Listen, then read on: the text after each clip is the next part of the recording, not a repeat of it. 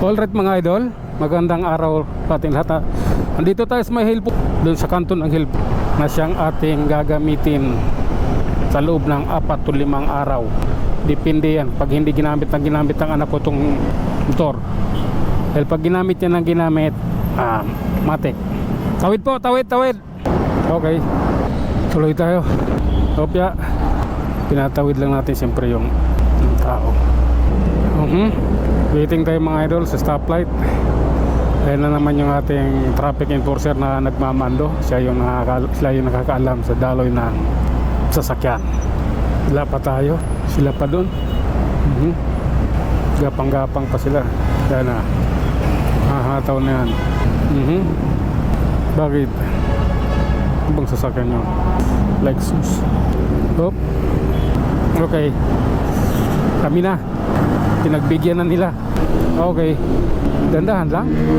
Opya, ano lang tayo, takbong pugi lang dito sa El Puyat Avenue, Makati.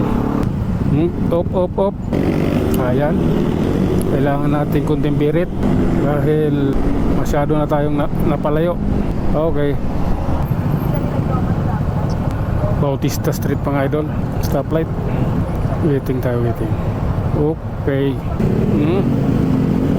Go. Hop.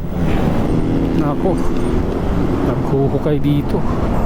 Hinuhukay sa gitna pa naman. Hop ya.